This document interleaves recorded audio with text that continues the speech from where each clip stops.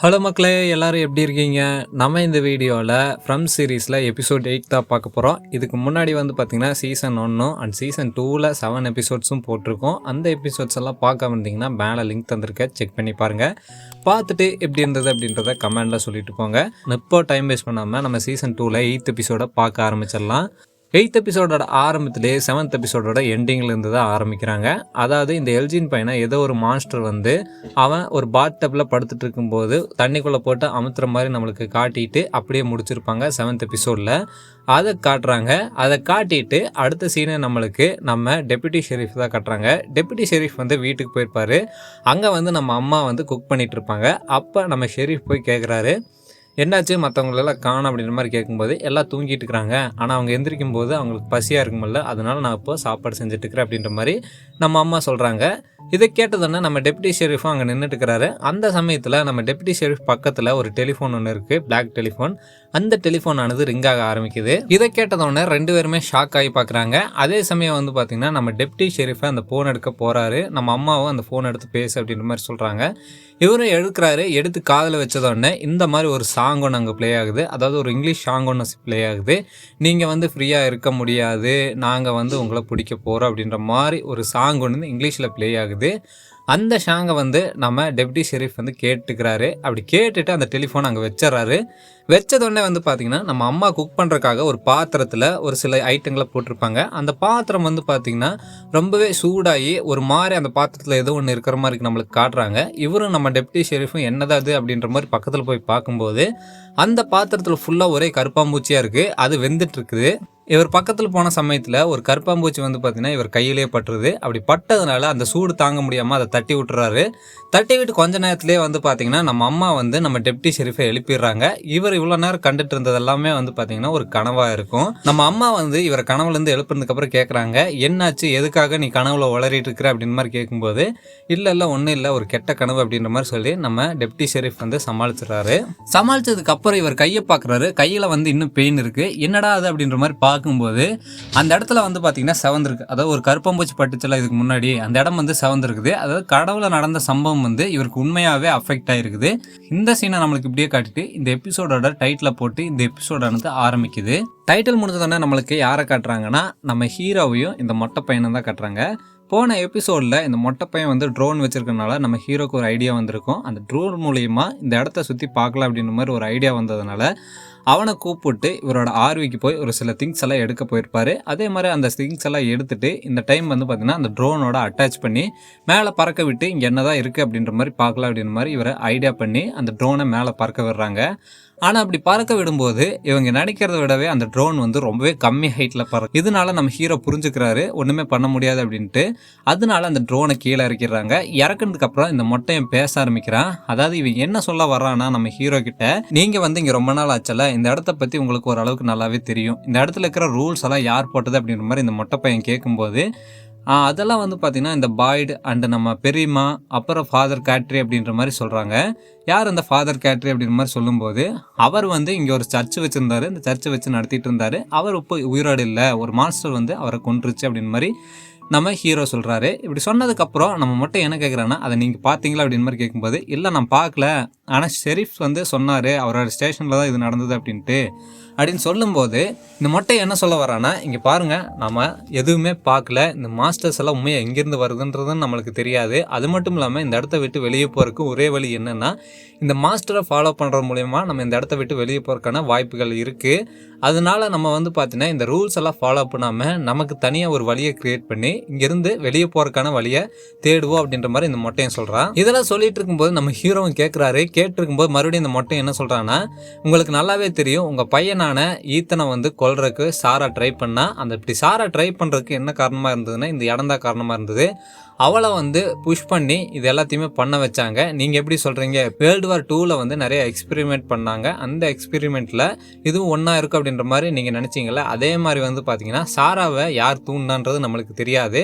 And அதே சமயத்தில் பார்த்தீங்கன்னா ஈத்தனை கொல்ல போகும்போது கரெக்டாக நேத்தன் வந்து அந்த இடத்துல நின்று ஈத்தனை காப்பாற்றிருக்கான். அதுவும் எப்படி நடந்ததுன்றது நம்மளுக்கும் தெரியாது. இதெல்லாம் வச்சு பார்க்கும்போது இந்த இடம் வந்து பார்த்தீங்கன்னா ரொம்பவே மர்மங்கள் நிறைஞ்சதாக இருக்குது. இந்த இடத்த விட்டு நம்ம தப்பிக்கணும்னா அந்த மாஸ்டர்ஸை ஃபாலோ பண்ணுறது தான் ஒரே வழி அப்படின்ற மாதிரி இந்த மொட்டையை சொல்லிட்டு நம்ம ஹீரோவை பிரைன் வாஷ் பண்ணிட்டு இருக்கிறான். இந்த சீனை நம்மளுக்கு இப்படியே காட்டுறாங்க. காட்டிட்டு அடுத்த சீன் எங்கே காட்டுறாங்கன்னா நம்ம ஷெரீஃபோட ஸ்டேஷனில் தான் காட்டுறாங்க.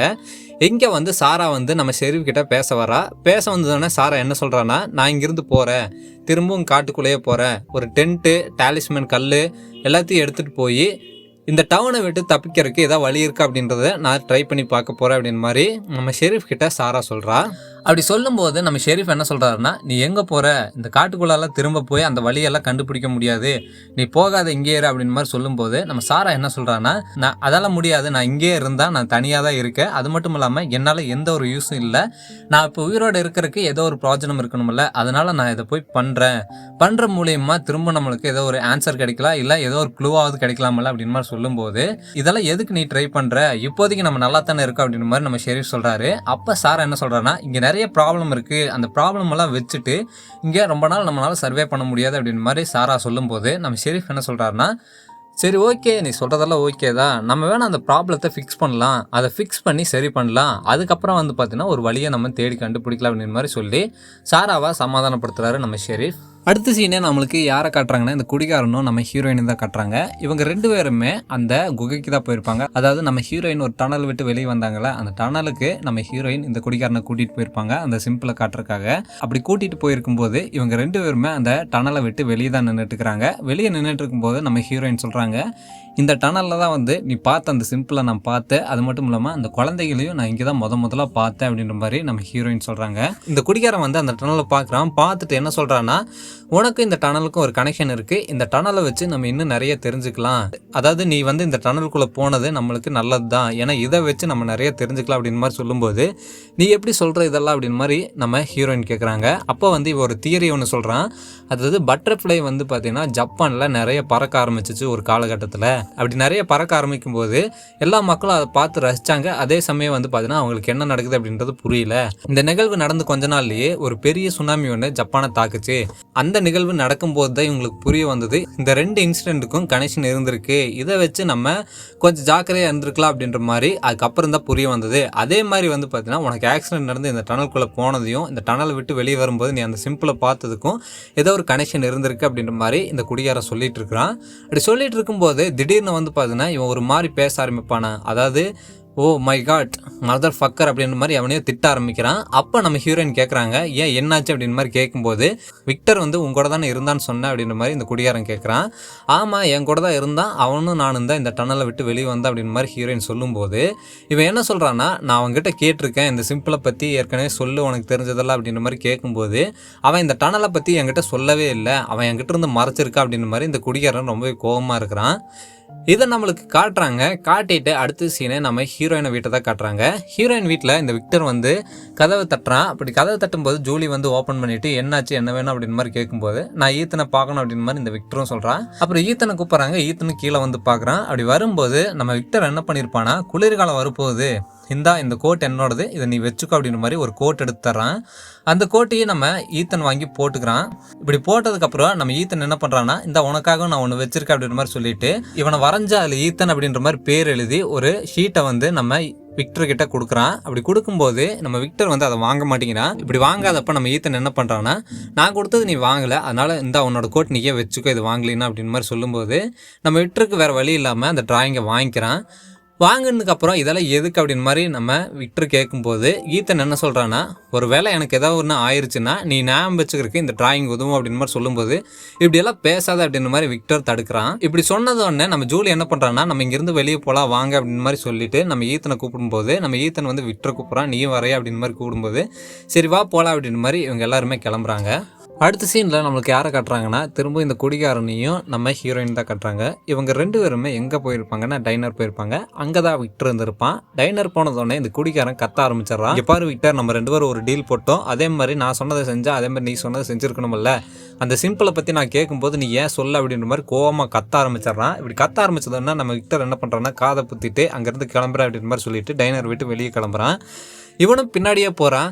இங்கே பாரு, நம்ம இங்கிருந்து தப்பிக்கணும்னா நீ அந்த சிம்பிளை பற்றி சொல்லி தான் ஆகணும். அந்த சிம்பிளை பற்றி நம்ம தெரிஞ்சுக்கிட்டாதான் அதன் மூலியமா ஏதாவது ஒரு க்ளூ இருக்க போய் நம்ம இந்த டவுனை விட்டு வெளியே தப்பிக்கலாம் அப்படின்ற மாதிரி இவன் பின்னாடி பேசிட்டே போக அவன் முன்னாடி நடந்து போயிட்டே இருக்கிறான். ஒரு கட்டத்தில் ஒரு என்ன பண்ணுறான்னா விக்டரை தடுத்து நிறுத்துறான். தடுத்து நிறுத்திட்டு இவன் சத்தமாக ஒன்று சொல்கிறான், இங்கே பாரு, உனக்கு புரியுதா இல்லையா, நம்ம இந்த சிம்பிளை பற்றி கண்டுபிடிச்சாதான் நம்ம இங்கிருந்து வெளியே போகணும். உனக்கு இங்கேருந்து வெளியே போகணும்னு சொல்லி ஆசை இல்லையா, நம்ம திரும்ப வீட்டுக்கு போயே ஆகணும், ஏன் இப்படி பண்ணுற அப்படின்ற மாதிரி கேட்கும்போது நம்ம விக்டர் ஒரு நிமிஷம் நின்றுட்டு என்ன சொல்கிறான்னா, இதுதான் என்னோட வீடு அப்படின்ற மாதிரி சொல்லிட்டு அவன் அங்கேருந்து கிளம்பிடுறான். இதை பார்த்ததுன்னே ஷாக் ஆகிட்டு இந்த குடியார் அங்கேயே நின்றுறான்.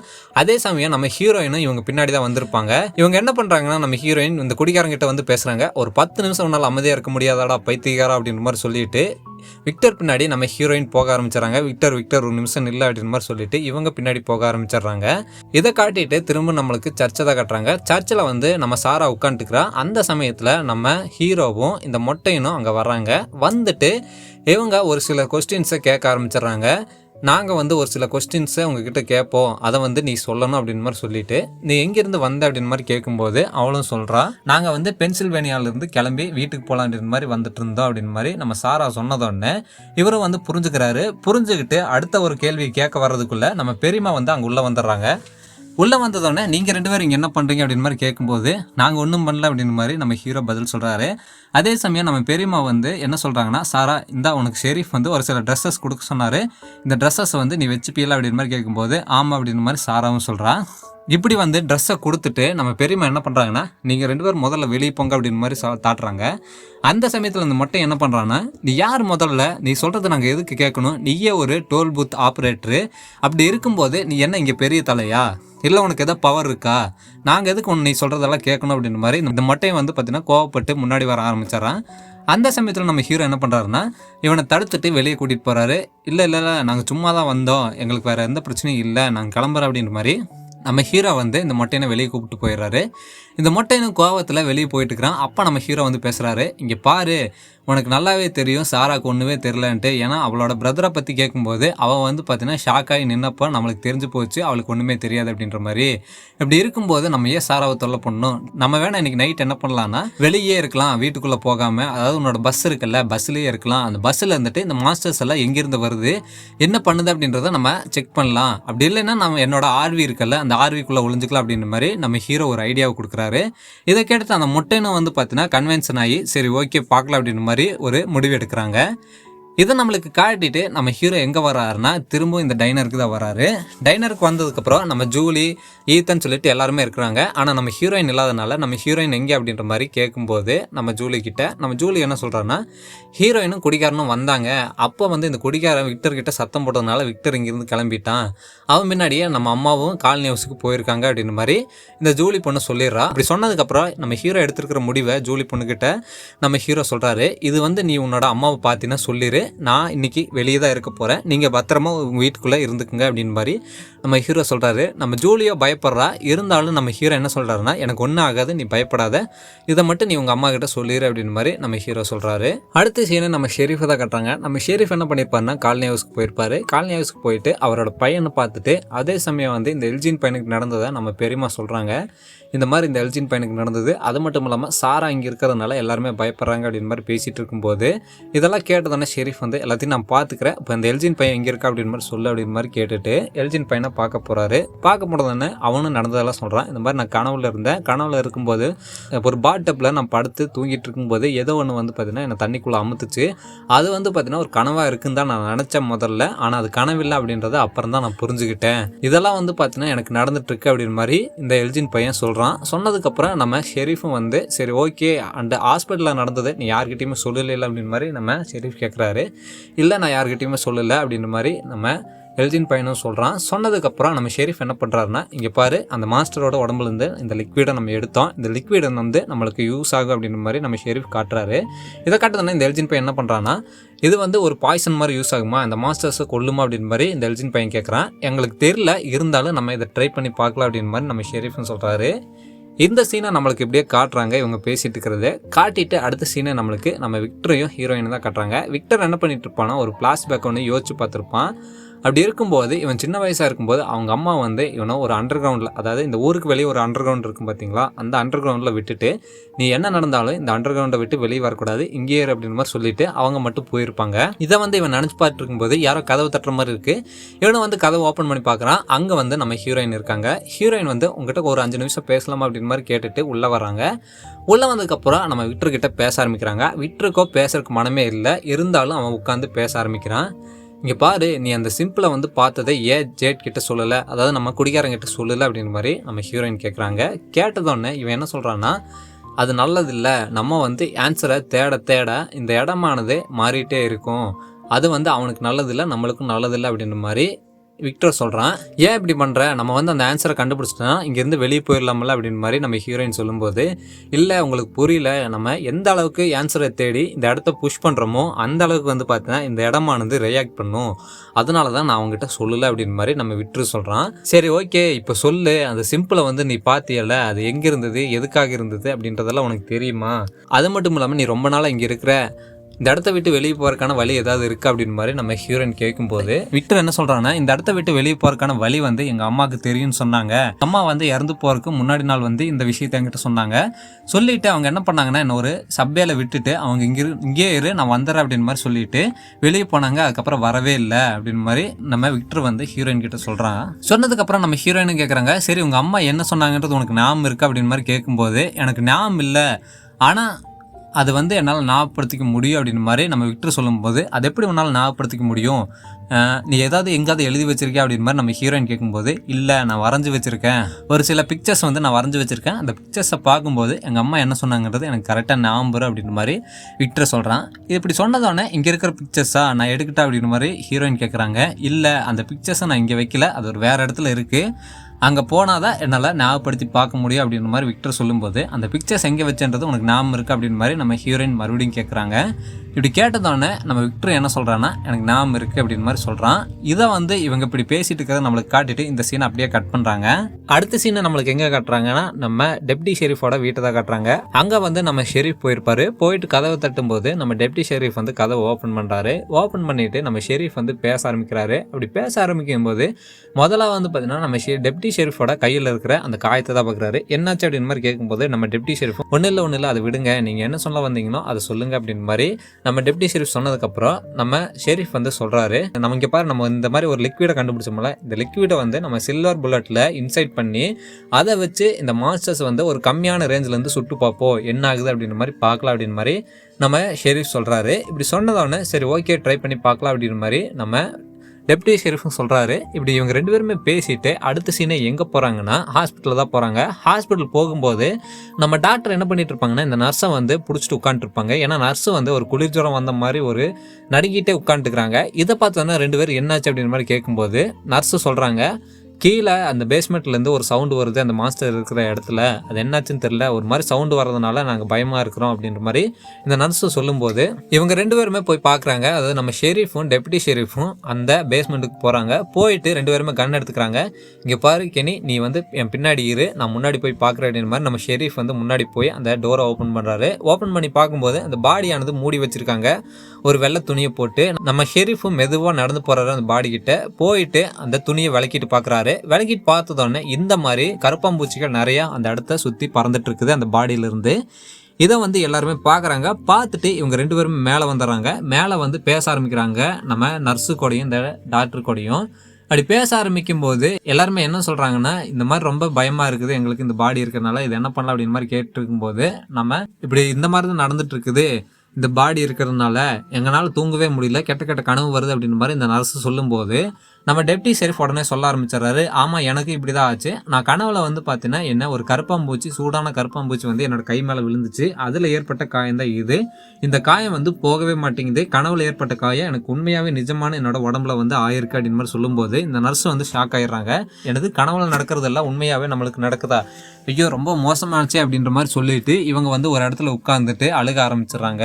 அதே சமயம் நம்ம டெப்டி ஷெரீஃப் என்ன சொல்கிறாருன்னா, இப்படி நான் கனவு காணும்போது அங்கே ஒரு சின்னதாக ஒரு மியூசிக் பாக்ஸ் இருந்தது, அதாவது நம்ம ஷெரீஃப் வந்து முதல்ல சொன்னார்ல ஒரு மியூசிக் பாக்ஸ் இருக்கும், அதுக்கு வந்து கனவுல வரும், அப்படி வரும்போது ஒரு பொண்ணு வந்து டான்ஸ் ஆடுன்ட்டு அதே மாதிரி வந்து பார்த்தீங்கன்னா இப்போ எனக்கு நடக்க ஆரம்பிக்குது, நர்ஸான உனக்கும் நடக்குது அப்படின்னு மாதிரி எல்லாருமே பேசிகிட்டு இருக்கும்போது கரெக்டாக அந்த இடத்துக்கு நம்ம பெரியம்மா வந்துடுறாங்க. பெரியம்மா வந்துட்டு எல்லாருமே பார்க்குறாங்க. பார்த்துட்டு என்னடா நடக்குது இங்கே அப்படின்னு மாதிரி நம்ம பெரியம்மா கேட்கும்போது இந்த சீனை நம்மளுக்கு இப்படியே காட்டிட்டு அடுத்த சீன் எங்கே காட்டுறாங்கன்னா, அடுத்த சீனை நம்மளுக்கு பெரியம்மா என்ன பண்ணுறாங்கன்னா அந்த பாடியை பார்க்கறதுக்காக ஷெரீஃபோட போகிறாங்க. ஏன்னா ஷெரீஃப் வந்து நடந்தது எல்லாத்தையுமே சொல்லியிருப்பாரு. அப்படி இவங்க 2 பேருமே அந்த ரூம்குள்ளே போகிறதுக்கு முன்னாடி நம்ம பெரியம்மா என்ன கேட்குறாங்கன்னா, இன்னைக்கு காலையில் கூட என்கிட்ட பேச வந்த, என்கிட்ட ஃபேவரும் கூட ஒன்று கேட்டேன், நானும் வந்து செஞ்சு தரேன்னு சொன்னேன், ஆனால் இதை வந்து நீ என்கிட்ட சொல்லவே இல்லை, எதுக்காக இப்படி பண்ணுற, ஏன் என்கிட்ட இருந்து மறைச்சிங்க அப்படின்னு மாதிரி கேட்கும்போது, சரி நான் தெரியாமல் பண்ணிட்டேன், இதுக்கு மேலே இந்த விஷயம் இப்படி நடக்காது, என்னை மன்னிச்சிரு அப்படின்ற மாதிரி நம்ம ஷெரீஃப் மன்னிப்பு கேட்டுட்டு உள்ளே கூட்டிகிட்டு போகிறாரு. உள்ளே கூட்டிகிட்டு போய் காட்டும்போது நம்ம பெரியம்மா வந்து அந்த பாடியை ரொம்பவே ஆச்சரியமாக பார்க்குறாங்க. அதே சமயம் நம்ம ஷெரீஃப் வந்து ஏதோ ஒரு விஷயத்தை தேடிட்டு இருக்கிறாரு. இவர் எதை தேடிட்டு இருக்கிறாரு அப்படின்றத பக்கத்தில் போனதுக்கப்புறம் தான் நம்ம ஷெரீஃப் சொல்கிறாரு. இவர் என்ன பண்ணுறாருன்னா, கொஞ்சம் நேரத்துக்கு முன்னாடி பார்க்கும்போது நிறைய கருப்பாம்பூச்சி இருந்ததில்ல, அந்த பூச்சியெல்லாம் எங்கே போச்சு அப்படின்ற மாதிரி இவர் தேடிட்டு இருக்கிறாரு. அப்போ வந்து பெரியம்மா கேட்குறாங்க, சரி அது எங்காவது பயப்பட்டு போயிருக்கு அப்படின்னு மாதிரி சொல்லும்போது, இல்லை நானும் கென்னி வந்து அந்த பூச்சிக்கு வந்து இந்த பாடியில் நிறையா இருக்கிறத நாங்கள் பார்த்துட்டு இந்த டோரை க்ளோஸ் பண்ணிட்டு போயிட்டோம். டோர் க்ளோஸ் பண்ணதுக்கப்புறம் அந்த பூச்சிக்கு வேறு எங்கேயும் போகிறதுக்கு வழி இல்லை, ஆனால் எப்படி காணாமல் போச்சுன்னு தெரில அப்படின்னு மாதிரி நம்ம ஷெரீஃப் சொல்கிறாரு.